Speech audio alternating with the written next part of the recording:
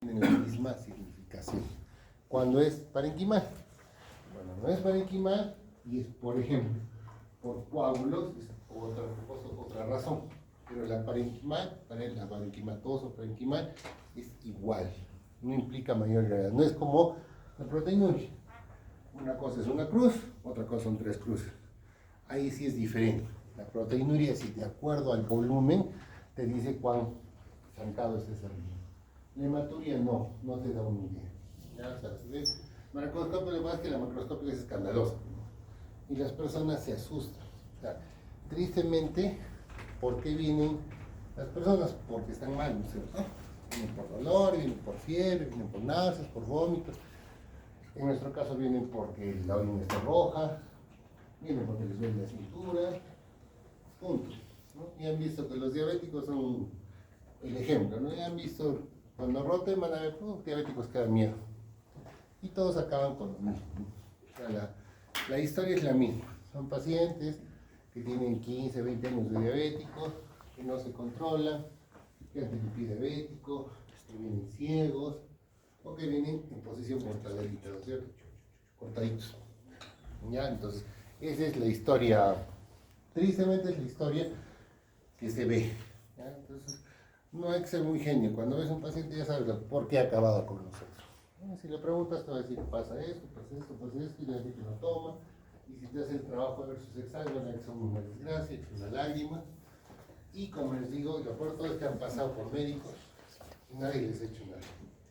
Esa es la más triste realidad, ¿no? Que pasan por médicos sin que les hagan nada. Porque simplemente se dedican a repartir pastillas. Es igual que los químicos. Los químicos oficialmente tampoco deberían repartir pastillas. El químico real, el químico farmacéutico real, tiene otra orientación. Debería tener otra orientación. O sea, regentar no es dar pastillas. Regentar es otra cosa. Y peor si es un químico hospitalario, es totalmente diferente. Ni parecido a lo que tenemos acá. O sea, de verdad sería la pena verlos acá. Porque no es lo que deberían hacer. Y es porque el sistema lamentablemente está mal diseñado. O sea, no necesariamente es culpa de ellos, no es culpa del sistema. Pero en otros sitios los químicos pasan visita. ¿Ya? No pasan visita porque te van a controlar lo que vas a dar. O sea, la idea de un químico farmacéutico en un hospital no es decirte puedes dar, no puedes dar. Se supone que es ver que tú estés dando en la dosis correcta, en el tiempo correcto. Ellos se dedican a ver reacciones adversas, se dedican a ver complicaciones, se dedican a calcular cuánto vas a gastar. Esa es la idea de un químico farmacéutico de hospital. No es como les digo que tú veas la receta y dan. Eso lo hace el técnico, porque dispensar no es su chavo. Pero bueno, estamos tristemente en otra realidad. Entonces, la hematuria tiene que ver casi siempre con lesión glomerular. Entonces, ustedes van a aprender, el glomérulo tiene lesiones primarias y lesiones secundarias. Las primarias son propias del riñón. En otras palabras, uno nace con eso. ¿Ya? Son de diferentes grados, desde las menos escandalosas o las menos complicadas hasta las más complicadas. La más común es la IgA. La posis infecciosa ya no es muy común porque las piodermitis ya no son frecuentes, ¿no? Las fibras reumáticas no son frecuentes. Antes eran más. Las membranas proliferativas son más o menos comunes. Las rápidamente progresivas, bueno, obviamente llevan a que tu riñón se quema rapidito, pero no son las más comunes. Y las secundarias, que son todas las que puede haber. Cuando ustedes vean glomerulopatías, no importa el tipo que sea, todas tienen al final los mismos posibles orígenes. La cosa es que algunas dan ciertos patrones y otras dan ciertos patrones. Entonces, nosotros cuando nos mandamos a biopsia, no vamos a obtener resultados, o sea, no vamos a obtener diagnóstico como un diagnóstico. Lo que nosotros vamos a obtener son patrones. Entonces, de acuerdo al patrón, van a decir que el patrón corresponde, por ejemplo, a un lupus. Es sugestivo del lupus. El patrón es sugestivo de tal cosa. Son patrones. Porque en la biopsia te van a decir cómo está el glomérulo, cuántos glomérulos tiene, cuántos están esclerosados, cuántos están fibrosos, cuántos tienen proliferación celular, y esa proliferación te va a decir qué patología es, ¿no? Te va a orientar. Entonces, los anatomos patólogos, como digo, no dan diagnóstico, dan patrón. Te dicen, no, glomerulopatía sugestiva de proceso membranoso, proceso proliferativo, de nefropatía lúpica, te dan patrón. Y como ven, tienes un montón de cosas. Tienes púrpuras, lupus, que es de los más comunes, guzpacho, vasculitis, la endocarditis, aunque no parezca, también da glomerulopatía. Entonces, las endocarditis no son enfermedades simples. Por eso que los tratamientos de endocarditis son de un mes más o menos. Probablemente será de las enfermedades que más antibiótico-terapia reciben en el tiempo. ¿Por qué? Porque producen complicación renal. ¿Ya? La crioglobulinemia esencial mixta no se ve mucho, y las hepatitis. ¿Ya? Entonces, cuando nosotros vemos un paciente con una glomerulopatía y no sabemos qué es, de entrada los barremos con inmunológicos y serológicos. Es hepatitis B, C, VIH, TORCH. Peor todavía si vienen de puerto malogrado, si vienen de Quillabamba. No, es que puerto malogrado, o sea, el nombre no es gratuito. Van a ver, según un nefrólogo, pues mira que de puerto decimos, ¿qué diablitos tendrán? Porque tienen de todo, tienen cada rareza. O sea, no sé, pues será el clima, ¿qué será? El sol, no sé, algo les pasa. Pero vienen con cosas súper raras y vienen mucho más complicados. O sea, viene mucho, por ejemplo, a ver, ayer, no, ¿cuánto se la guardé? El domingo. El domingo hay un chico de 18 años, 19 años, con dolor abdominal. Me ha transferido de Puerto Malogrado. Cuando le han tomado su perfil hepático, era una desgracia. Tenía 20.000 de tranzas, o sea, una hepatitis. Y tenía su riñón quemado. Tenía 6 de creatinina, 300 de urea, etc. Ahora tenemos el lisato, está en la UCI, pero su pronóstico es malo. ¿Cuál es la causa? Lo único que tiene es que este chico trabaja en mí. O sea, es un minero legal. ¿Qué ha pasado? ¿Qué ha sucedido? ¿A qué se ha dedicado? Porque ya saben a qué se dedican, ¿no es cierto? Como distracción. Por eso existe en el puerto, hay como 15 kilómetros de ya saben qué. Ya, o sea, hay club de este lado, restaurante de este lado, discoteca de este lado, son como 15 kilómetros. Y te dicen, ¿no? O sea, te dicen, del tal al tal pasa eso. Ya. Entonces, por eso es que tenía de todo. Este chico del pobrecito está re mal, no creo que salga vivo. Pero bueno, así viene. Y tienes los glomerulares. Y en las no glomerulares tienes un montón de causas. Tienes de entradita los cánceres, ¿no? Tienes de entradita el mieloma múltiple, por ejemplo, es relativamente común. Tenemos pacientes que están en diálisis por anemia. Entonces se llama mieloma. ¿El mieloma múltiple puede producir falla renal? Sí, puede producir falla renal. Entonces, cuando ustedes estén en el hospital y vean un mieloma, estén en diálisis, si quieren y tengan alguna complicación, no lo manden a nosotros, lo mandan a su hematólogo. Nosotros simplemente le damos el apoyo dialítico. Es una mala costumbre. Mieloma, riñón, donde el nefrólogo. Nosotros no hacemos, no lo vamos a tratar. Si hay que dializarlo, lo clavaremos y lo dializaremos. Si hay que darle soporte, le daremos. Pero no es nuestro paciente, no es manejo de. ¿Ya? Entonces, acuérdense, el mieloma, al hematólogo, si él quiere que lo dialicemos, lo dializaremos. Si él quiere que le demos soporte, le daremos. Pero no es de nosotros. Hipertensión, pero la hipertensión, por ejemplo, es diagnóstico de descarte. Pero para que todo afirme que su riñón está quemado por hipertensión, tiene que ser hipertensión maligna secundaria. La primaria no es. Los viejitos de 70, 80 no hacen falla renal por hipertensión esencial, hacen falla por hipertensión secundaria. ¿Y en quiénes ves eso? En personas, digamos, entre 30 y 40, 50, que se han quejado de dolores de cabeza mucho tiempo o que han tenido controles de presión en algún momento y les han encontrado presiones altas. ¿Ya? Esos son los que algún rato sí pueden hacer daño renal. Pero el viejito no es con presión arterial, no es la causa, es de descarte. Si no encuentras nada, ya le puedes achacar a la presión. Pero no. Otras causas, es que hay hiperparatiroidismo, hiperuricosuria y cistinuria, son pacientes que hacen cálculos. ¿Ya? Ellos hacen cálculos de esa composición. O sea, los cálculos no solo son de oxalato de calcio ni de carbonato, tienen muchas complicaciones. Y algo que sí nosotros tenemos es enfermedad poliquística. Entonces, los pacientes con poliquistosis renal, la gran mayoría acaban en diálisis, ¿no? Porque los quistes se comen su corteza.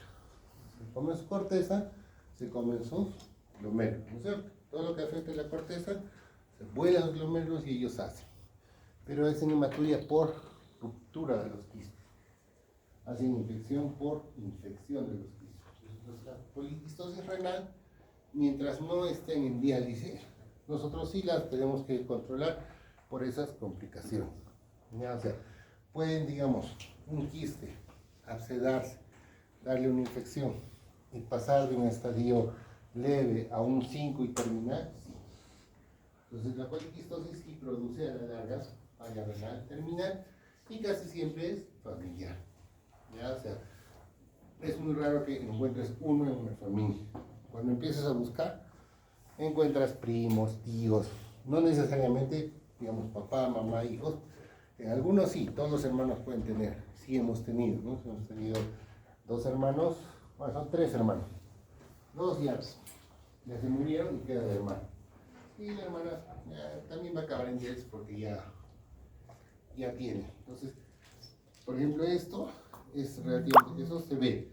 Ahora se controla, hay medicamentos que en teoría retrasan la destrucción, pero a la larga siempre acaban con nosotros en diálisis. Entonces, las neuropatías son cosas raras, pero comunes son, por ejemplo, lo que les digo, ¿no? La poliquistosis, los tumores renales, la hipertensión maligna, la malformación arteriovenosa, se refiere a estenosis. Entonces, nosotros cuando tenemos pacientes, normalmente les pedimos ecografía renal, ¿ya? Es parte de nuestro protocolo. Pero si tú ves un paciente con daño sin una causa, entonces sí pedimos Doppler, vascular, arterial y renal, para ver estenosis y resistencia.